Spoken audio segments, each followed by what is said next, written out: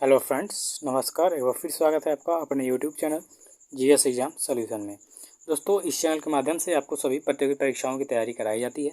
चाहे आप किसी भी वनडे एग्जाम की तैयारी कर रहे हों तो क्विज टाइप के क्वेश्चन दिए जाते हैं। खासकर अब नए सिरे से आपका उत्तर प्रदेश पुलिस जो आपका प्रस्तावित है भर्ती लगभग 53,000 के करीब, ठीक है। तो उसके लिए यह बैच स्टार्ट किया गया है। इसमें सभी प्रश्न सामान्य ज्ञान के होंगे और सभी जो होंगे विस्तृत व्याख्या सहित होंगे प्रश्न, ठीक है। यानी एक प्रश्न पे बहुत सारी चर्चाएं होंगी, ठीक है। तो सेट नंबर 5 है। इससे पहले भी 4 सेट दिए जा चुके हैं, तो आप चैनल पे जाके प्लेलिस्ट में चेक कर सकते हैं। फ्री में आपको मिलेगा, ठीक है। कोई शुल्क इसका नहीं है। और हमारे व्हाट्सअप नंबर आपका इसमें मिल जाएगा, ठीक है। डिस्क्रिप्शन में आप जाएंगे तो व्हाट्सअप नंबर मिल जाएगा, उसको ज्वाइन कर सकते हैं, ठीक है। व्हाट्सअप में आपको क्या फ़ायदा है कि जो भी पढ़ाया जाएगा उसका PDF फ्री में आपको दे दिया जाएगा, ठीक है। तो आप डिस्क्रिप्शन में जाके चेक कर सकते हैं व्हाट्सअप नंबर और हमारे साथ ज्वाइन कर सकते हैं। चलिए, तो आज के प्रश्नों पे विस्तृत व्याख्या देखेंगे। पहला प्रश्न है आपका कि भारत में पोलो खेल का प्रचलन किसने किया था। तो भारत में प्रचलन खेल की जो खेल का जो प्रचलन था ये आपके तुर्कों ने किया था, ठीक है। तो इसका राइट आंसर हो जाएगा तुर्कों ने, ठीक है। विकल्प ये जो आपका दिख रहा है इसका सही उत्तर हो जाएगा कि भारत में पोलो खेल का प्रचलन तुर्कों ने किया था। चलिए, इसके बारे में कुछ महत्वपूर्ण तथ्य देखेंगे कि भारत में पोलो खेल का प्रचलन तुर्कों ने किया था। कुतुबुद्दीन ऐबक जो पोलो खेलते समय गिर के घोड़े से इसकी मृत्यु हो गई थी, ठीक है। तो कुतुबुद्दीन ऐबक जो था ये पोलो यानी चौगान उस समय बोला जाता था, इसका बहुत ही शौकीन था। इसी खेल के दौरान घोड़े से गिर के 1210 ईस्वी में इसकी मौत हो गई थी। अब देखिए, कुतुबुद्दीन ऐबक के बारे में जानिए कि इसने गुलाम वंश की स्थापना की थी। किसकी? गुलाम वंश की, ठीक है। कब किया था? तो 1206 ईस्वी में। 1206 ईस्वी में किया। बेचारा 1210 में ये घोड़े से गिर के घायल हुआ और मर गया, ठीक है। तो 4 साल इसने शासन किया था, ठीक। इसके बाद इल्तुतमिश ने शासन किया, जिसको गुलाम वंश का वास्तविक संस्थापक माना जाता है, ठीक है। इतना याद रखिएगा। दूसरे नंबर के क्वेश्चन में है कि अशोक के शिलालेखों को पढ़ने वाला प्रथम अंग्रेज कौन था। तो अशोक के शिलालेख को पढ़ने वाला सबसे पहला अंग्रेज था आपका जेम्स प्रिंसेप, ठीक है। तो जेम्स प्रिंसेप इसका क्या हो जाएगा? सही उत्तर हो जाएगा मित्रों, जो आपका विकल्प बी दिख रहा है। तो जेम्स प्रिंसेप इसका सही उत्तर होगा। कुछ महत्वपूर्ण तथ्य देखेंगे। देखिए, अशोक मौर्य वंश का शासक था, ठीक है। अशोक महान के बारे में सभी लोग जानते होंगे, इतिहास में पढ़े होंगे आप लोग, 6 से ही लगभग पढ़ रहे हैं। यह बिंदुसार का उत्तराधिकारी था। 269 ईसा पूर्व में गद्दी पर बैठा। देखिए, ईसा पूर्व है, ईस्वी नहीं है। देखिए, अब बात करेंगे मौर्य वंश का संस्थापक कौन था। तो यहाँ मौर्य वंश का संस्थापक था चंद्रगुप्त मौर्य, ठीक है। तो चंद्रगुप्त मौर्य इसका सही उत्तर होगा। जो चाणक्य वाला आप लोग देखते हैं, तो ये चाणक्य ने ही एक समझ लीजिए कि मौर्य वंश की स्थापना करवाई थी चंद्रगुप्त मौर्य के माध्यम से। तो इसका पुत्र हुआ बिंबिसार चंद्रगुप्त मौर्य का, और बिंबिसार का पुत्र हुआ अशोक, ठीक है। यानी पौत्र था चंद्रगुप्त मौर्य का। तो 269 ईसा पूर्व में गद्दी पे बैठा जब इसके पिता की मृत्यु हो गई। तो मास्की एवं गुर्जरा अभिलेख में अशोक का नाम अशोक मिलता है। क्वेश्चन पूछ सकता है कि भाई किस अभिलेख में अशोक का नाम अशोक मिलता है। तो मास्की एवं गुर्जरा अभिलेख में अशोक का नाम अशोक मिलता है, ठीक है। इतना आपको याद रखना है। भारत में शिलालेख का सर्वप्रथम प्रचलन जो है अशोक ने किया था। यानी भारत में जो शिलालेख मिले हैं, तो सबसे पहले प्रचलन जो शिलालेख का था वो अशोक ने ही किया था, ठीक है। चलिए, कुछ और देखेंगे इंपॉर्टेंट। अशोक ने 261 ईसा पूर्व में कलिंग पर आक्रमण किया और राजधानी उसकी तोसली पे अधिकार कर लिया। अब देखिए, अशोक के शासनकाल में सबसे महत्वपूर्ण लड़ाई थी कलिंग की लड़ाई, ठीक। कलिंग की लड़ाई जो वहाँ का शासक खारवेल था, इसको हरा के, और जो आपका अशोक था ये क्या किया कि इसकी राजधानी तोसली पे आक्रमण कर लिया। तो क्वेश्चन पूछता है कि अशोक ने कलिंग पे कब कलिंग का युद्ध हुआ। तो 261 ईसा पूर्व में, ठीक है, कलिंग नरेश से, और इसकी राजधानी तोसली पर अधिकार कर लिया। और शायद इसी युद्ध के बाद इसने बौद्ध धर्म को अपना लिया था, ठीक है। अहिंसा के मार्ग पे चलने लगा था। तीसरे नंबर के क्वेश्चन को देखिए कि पुरी में रथ यात्रा किसके सम्मान में निकाली जाती है।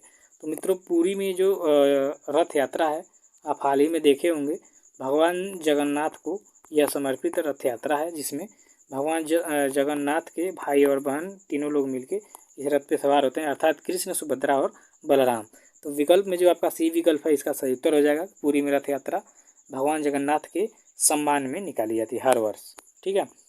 कुछ देखिए इसके बारे में। प्रतिवर्ष आषाढ़ माह के शुक्ल पक्ष में उड़ीसा के पुरी में भगवान जगन्नाथ, जो कृष्ण भगवान के नाम से मशहूर हैं, बलराम और सुभद्रा के सम्मान में रथ यात्रा निकाली जाती है, ठीक है।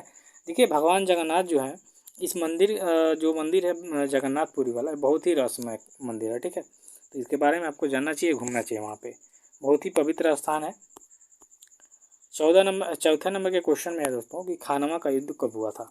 खानवा का युद्ध बहुत ही इंपॉर्टेंट युद्ध है। यह आपके महाराणा प्रताप के वंशजों में से एक वंशज थे, इनके शायद पिताजी थे जिनका नाम था राणा सांगा। इनसे युद्ध हुआ था बाबर का 1527 ईस्वी में खानवा का युद्ध हुआ था। सही है आपका विकल्प डी। ठीक है, इसके बारे में कुछ महत्वपूर्ण पॉइंट्स देखिए कि खानवा का युद्ध 1527 ईस्वी में बाबर और राणा सांगा के बीच हुआ था। इसमें जो है बाबर जीत जाता है, राणा सांगा हार गए थे। इस युद्ध में बाबर विजयी हुआ। इस युद्ध में विजय के पश्चात बाबर ने गाजी की उपाधि धारण किया था। भारत में मुगल वंश की स्थापना बाबर ने किया था। ठीक है, तो बाबर जो है मुगल वंश का संस्थापक था। इसने 1526 में एक और महत्वपूर्ण युद्ध लड़ा था, जिसके बाद भारत में मुगल वंश की स्थापना हुई थी, पानीपत की प्रथम लड़ाई। आप लोग जानते होंगे मित्रों, पानीपत की प्रथम लड़ाई। ठीक है, 1526 ईस्वी में हुई थी इब्राहिम लोदी और बाबर के बीच में। उसमें भी बाबर विजयी हुआ था। 5वें नंबर के प्रश्न पे चर्चा करेंगे। तो 5वें नंबर का प्रश्न है कि प्रथम भारतीय नोबेल पुरस्कार विजेता कौन थे। तो भारतीय ऐसे कौन थे जो सबसे पहले आपके नोबेल पुरस्कार को जीता था। तो वो व्यक्ति थे रविन्द्रनाथ टैगोर जी। ठीक है, विकल्प जो आपका ये होगा सही उत्तर होगा। चलिए इसके बारे में कुछ महत्वपूर्ण देखेंगे। रविन्द्रनाथ टैगोर साहित्य से संबंधित हैं। इन्हें वर्ष 1913 में अपनी रचना गीतांजलि के लिए साहित्य का नोबेल पुरस्कार मिला था। देखिए, सबसे पहले व्यक्ति थे भारत में जिन्हें नोबेल पुरस्कार मिला था इनकी पुस्तक गीतांजलि पे। ठीक है, एक ग्रंथ है गीतांजलि। ठीक है, तो इस पे इन्हें क्या मिला था आपका नोबेल पुरस्कार। कब? 1913 में। और ये एशिया क्या पूरे भारत के पहले व्यक्ति हैं। ठीक है, 6ठे नंबर का क्वेश्चन है कि अंतर्राष्ट्रीय ओलंपिक दिवस कब मनाया जाता है मित्रों। तो अंतर्राष्ट्रीय ओलंपिक दिवस प्रत्येक वर्ष 23 जून को मनाया जाता है। तो इसका सही उत्तर होगा विकल्प बी कि अंतर्राष्ट्रीय ओलंपिक दिवस 23 जून को मनाया जाता है। इसके बारे में कुछ महत्वपूर्ण तथ्य देखेंगे कि ओलंपिक खेलों का इतिहास बहुत पुराना है। प्राचीन काल में यूनान की राजधानी एथेंस में 1896 में ओलंपिक पर्वत पर खेले जाने के कारण इस खेल का नाम ओलंपिक पड़ा।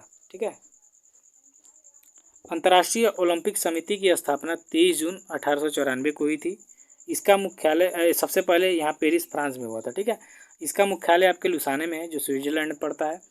अगर क्वेश्चन पूछे आपके अंतर्राष्ट्रीय ओलंपिक समिति की स्थापना कब हुई थी, 23 जून 1894 को पेरिस में हुई थी। ठीक है, पेरिस फ्रांस की राजधानी है। संस्थापक इसके थे पियरे डी कुबर्टियन। ठीक है, ये आपका सही है। नेक्स्ट क्वेश्चन को देखेंगे, 7वें नंबर के क्वेश्चन को कि भाखड़ा नंगल परियोजना किस नदी पर बनाई गई है। तो मित्रों, भाखड़ा नंगल परियोजना आपकी सतलज नदी पे बनाई गई है। इसका सही उत्तर हो जाएगा विकल्प सी कि भाखड़ा नंगल परियोजना आपके सतलज नदी पे बनाई गई है। कुछ महत्वपूर्ण और बांध परियोजनाएं हैं। दामोदर घाटी परियोजना आपके दामोदर नदी पर बनाई गई है। कोयना बांध परियोजना कोयना नदी पे। रिहंद बांध परियोजना रिहंद नदी पे। नागार्जुन सागर बांध परियोजना कृष्णा नदी पे बनाई गई है। ठीक है, तो ये कुछ महत्वपूर्ण बांध नदी परियोजनाएं हैं जिन्हें आपको देखना है, बहुत इंपॉर्टेंट है, पूछ सकता है आपका। ठीक है, कोयना बांध परियोजना आपके महाराष्ट्र में स्थित है। ठीक है, तो ऐसे है। ठीक, 8 नंबर के क्वेश्चन में कि भारतीय मौसम विज्ञान विभाग कहाँ आपका स्थित है। तो भारतीय मौसम विज्ञान विभाग आपके नई दिल्ली में स्थित है। तो इसका सही उत्तर विकल्प डी होगा कि भारतीय मौसम विज्ञान विभाग आपके नई दिल्ली में स्थित है। कुछ की पॉइंट्स देखेंगे कि सुनामी चेतावनी सेंटर आपके हैदराबाद में स्थित है। राष्ट्रीय भूकंप विज्ञान आंकड़ा केंद्र आपके नई दिल्ली में स्थित है। फॉरेस्ट रिसर्च इंस्टीट्यूट आपके देहरादून में स्थित है। सेंट्रल रोड रिसर्च इंस्टीट्यूट आपके नई दिल्ली में स्थित है। भाभा एटॉमिक रिसर्च सेंटर आपके ट्राम्बे यानी महाराष्ट्र में स्थित है। ठीक है, ये कुछ महत्वपूर्ण शोध संस्थाएं हैं जो शोध समय समय पे करती हैं और अपडेट करती रहती हैं। ठीक है, ये आपको ध्यान देने हैं। 9वें नंबर का क्वेश्चन देखेंगे कि भारत में सोना कहाँ पे पाया जाता है मुख्यतः। तो भारत में मुख्यतः एक ही जगह से ज़्यादा सोना पाया जाता है, बाकी कहीं है नहीं जगह। कोलार की जो खान है, जो KGF आप फिल्म देखे होंगे, उसी जगह को दिखाया गया जो कर्नाटक में पड़ता है। ठीक है, कोलार। तो इसका सही उत्तर होगा विकल्प ए। इसके बारे में कुछ महत्वपूर्ण पॉइंट्स देखेंगे कि भारत में स्वर्ण खदान कोलार है। देश में कुल स्वर्ण उत्पादन का 98% अकेले कर्नाटक से प्राप्त किया जाता है। हीरा प्राप्त किया जाता है एकमात्र आपका पन्ना से, जो आपके मध्य प्रदेश में है, पन्ना जिला से निकाला जाता है। चांदी एकमात्र आपके राजस्थान के जवाहर खान से प्राप्त की जाती है ज़्यादा मात्रा में। थोड़ा बहुत और कहीं मिलता है लेकिन ज़्यादातर यही पर मशहूर है। ठीक है, चलिए नेक्स्ट क्वेश्चन है आपका 10वें नंबर का कि क्षेत्रफल की दृष्टि से भारत का विश्व में कौन सा स्थान है मित्रों। तो क्षेत्रफल की दृष्टि से भारत का विश्व में स्थान है 7वां, यानी विकल्प बी इसका सही होगा। वही जनसंख्या की दृष्टि से दूसरे नंबर पे है। ठीक है, पहले पे चीन है और क्षेत्रफल की दृष्टि से पहले स्थान पे आपका रूस होता है। ठीक है, चलिए इसके बारे में कुछ महत्वपूर्ण पॉइंट्स देखेंगे कि क्षेत्रफल की दृष्टि से भारत विश्व का 7वां सबसे बड़ा देश है। भारत की क्षेत्रफल की बात करेंगे तो इसका क्षेत्रफल है 32,87,263 वर्ग किलोमीटर। यह विश्व के स्थलीय धरातल का 2.4% भाग है। पहले स्थान पे रूस है, दूसरे पे कनाडा है, तीसरे पे अमेरिका है, चौथे पे चीन, पाँचवें पे ब्राज़ील, छठवें पे ऑस्ट्रेलिया और सातवें पे भारत है। तो ये रहा आपका 7 देश। ठीक है, सबसे पहले रूस है, दूसरे पे कनाडा है, तीसरे पे अमेरिका है, चौथे पे चीन है, पाँचवें पे ब्राज़ील है, छठवें पे ऑस्ट्रेलिया है और सातवें नंबर पे भारत है। और भारत का ये सबसे इंपॉर्टेंट है कि इसका क्षेत्रफल कितना है, तो 32,87,263 वर्ग किलोमीटर। ठीक है दोस्तों, वीडियो अच्छी लगी तो आपको लाइक कर देना है, ज़्यादा से ज़्यादा शेयर कर देना है, सब्सक्राइब कर देना है। और एक बात, आप व्हाट्सअप से जुड़ना चाहते हैं तो आपको डिस्क्रिप्शन में व्हाट्सअप नंबर मिल जाएगा, जुड़ सकते हैं। ठीक है, और एक बात और, अगर जो आपको और अधिक क्वेश्चन चाहिए तो और अधिक क्वेश्चन के लिए टॉप 15 क्वेश्चन लाए जाएंगे, और अधिक चाहिए तो 20 क्वेश्चन लाएंगे और सेम ऐसे ही रहेंगे। ठीक है, तो वीडियो विजिट करने के लिए धन्यवाद। तब तक के लिए धन्यवाद। आगे मिलते हैं नेक्स्ट वीडियो में।